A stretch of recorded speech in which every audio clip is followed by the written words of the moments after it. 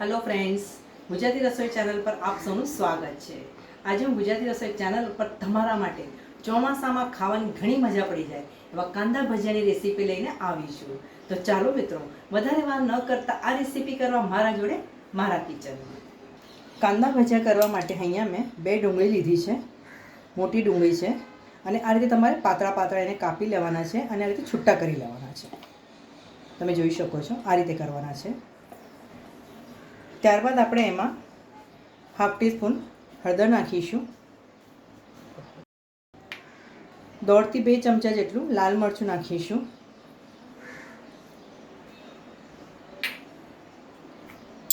અને 1/4 ટીસ્પૂન અજમો નાખવાનો છે। અજમો તમારે આ રીતે હાથથી થોડો મસળીને ત્યારબાદ નાખવાનો છે।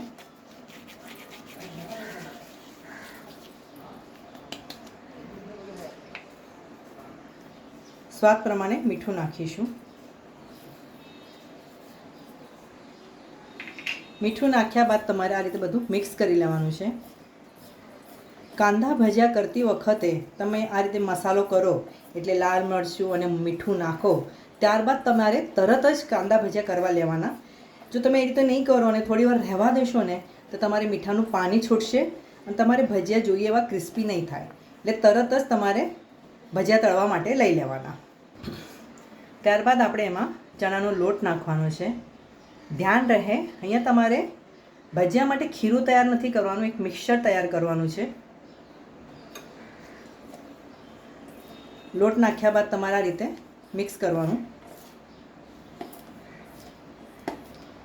આ ભજીયામાં તમારે ચણાના લોટનું પ્રમાણ ઘણું જ ઓછું રહેશે।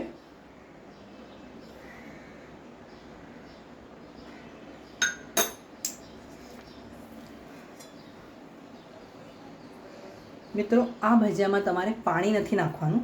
પાણી આ રીતે આંગળી પર થોડું હાથ પર લેવાનું છે અને આ રીતે સ્પ્રિંકલ કરવાનું છે, જેથી તમારો ચણાનો લોટ સારી રીતે બાઇન્ડ થઈ જાય। જુઓ આ રીતે। મિત્રો, અહીંયા મેં 2 ડુંગળીમાં 1/4 કપ જેટલો ચણાનો લોટ લીધો છે। આ રીતે તમારે આ ભજીયાનું મિક્સર તૈયાર કરવાનું છે। આ રીતે જોયું। ભજીયા માટેનું તેલ સરસ ગરમ થઈ ગયું છે। હવે આપણે એમાં થોડું તેલ આ રીતે લઈશું, 1 ચમચી જેટલું, અને આ મિક્સરમાં નાખીશું।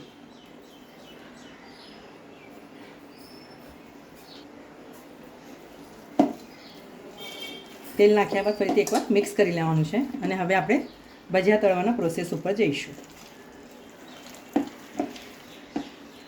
મિત્રો, અહીંયા તમારે ભજીયાનો કોઈ શેપ નથી આપવાનો, આ રીતે ફ્રાય કરવા માટે મૂકતું જવાનું છે। અહીંયા ગેસની ફ્લેમ તમારે મીડિયમ રાખવાની છે।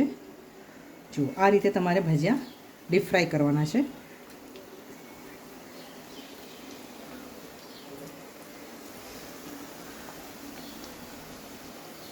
મિત્રો, નોનસ્ટિક કઢાઈ છે અને મારો ચમચો સ્ટીલનો છે, એટલે હું આરામથી એને ટર્ન કરીશ।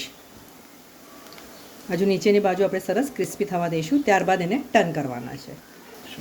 હવે આપણે ભજીયાને આ રીતે ટર્ન કરવાના છે। ગેસની ફ્લેમ મીડિયમ જ રાખજો, જેથી તમારા સરસ ભજીયા તળાઈ જશે, ક્રિસ્પી પણ બનશે અને અંદરથી કાચા પણ નહીં રહે।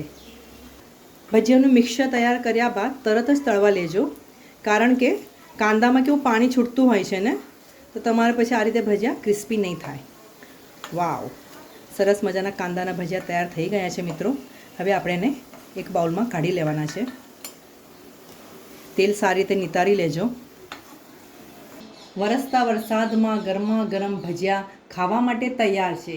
આ ભજીયાનો સ્વાદ તમે ચા જોડે પણ લઈ શકો છો અથવા લીલા મરચાં અને સોસ જોડે પણ લઈ શકો છો। આ વિડીયો જોયા બદલ તમારો ઘણો ઘણો આભાર। આવતા વિડીયોમાં આવી સરસ મજાની રેસીપી સાથે આપણે ફરીથી મળીશું। ત્યાં સુધી સરસ ખાઓ, સ્વસ્થ રહો અને ગુજરાતી રસોઈ જોતા રહેશો।